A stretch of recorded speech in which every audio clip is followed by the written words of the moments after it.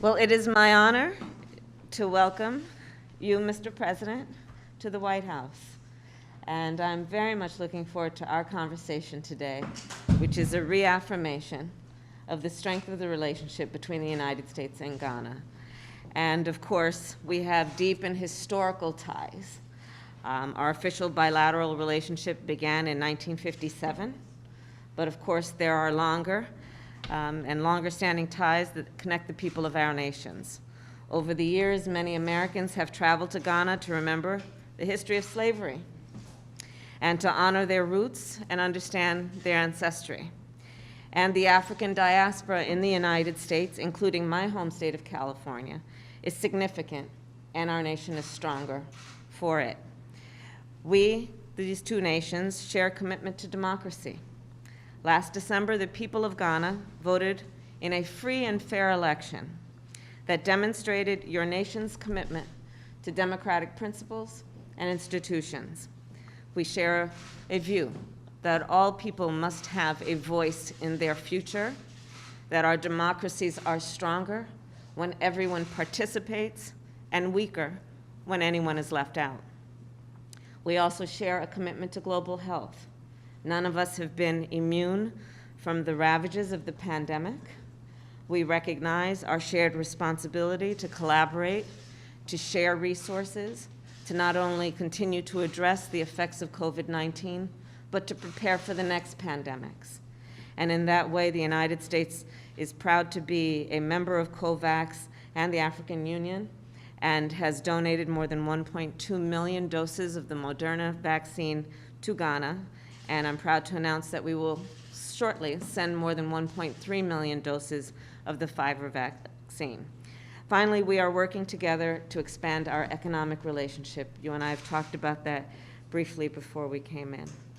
American companies continue to ramp up in Ghana, understanding the significance of the work that they do there to America's economy, much less to the partnership between Ghana and the United States. And they do this also because they have confidence in the government of Ghana and the environment, Mr. President, that you have created, which allows for some confidence in the respect and upholding of the rule of law and human rights. And so with all of that, we look forward to continuing to work together on all of these issues, including in the context of the United Nations Security Council. And again, I am honored to formally welcome you to the White House. Thank you, Mr. President. So, Madam Vice President, first of all, I want to thank you very much for the invitation to come and have this brief visit with you. Your country is one of the most important friends of Ghana and has been right from the time of our independence. We value the relationship, and any opportunity, therefore, that we have to meet with the leaders of America, we have to take it. And that is what has brought me here to the White House. Our commitments are very much the same commitments as you have.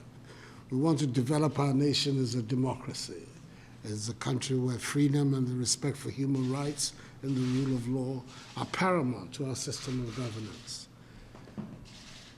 Our big challenge, and it is the challenge of all those who want to develop democratic institutions on our continent, is to ensure and reassure our people that democratic institutions can be a vehicle for the resolution of their big problem, that is economic development as the means to eradicate poverty on the continent. So that's the investment that we have made, and it is an investment that you have been very supportive of, and we continue to appreciate your support. We've had some difficult times in the country recently because of the COVID, like everybody else has had. Mercifully, its impact on us has been not as originally anticipated. It has been more mild than it has. Part of it is the work that the government did, and the others is the general environment in which the disease is working on the continent. We're grateful for the support that the United States government has given us in trying to deal with the virus, the COVAX facility, which America has been very strongly participant, and the support that we've had through the donation of the 1.2 million doses of the Moderna and the promise you've made that more is on the way. Yeah. Our target is to try and vaccinate at least 20 million of our people by the end of this year. The Ghanaian population is some 30 million odd. And I think if we can achieve that, we will then be more confident about defeating the virus in the context of Ghana. The other main preoccupation for us is the cooperation that we have to put together to defeat the jihadist insurgency in the Sahel. It's a major security preoccupation, and the G5 Sahel, ECOWAS, the Lake Chad Initiative, all these are the organizations that have come together to try and push back. I believe that's an area where the support of the United States government, and it's important that we set out right from the beginning. We're not seeking military assistance in the form of American troops or otherwise. I know you've just had a bad example for yourself of what American troops in some areas can do. We're not seeking that. We are looking for support for our armed forces and for the intelligence agencies of our area, that they can be in a stronger position. Many of those who are leading the jihadist insurrection in West Africa are the people who came from Iraq after they were driven out from Iraq to Ghana. So I think that there's some information here that can assist us in being able to track down and deal with these people.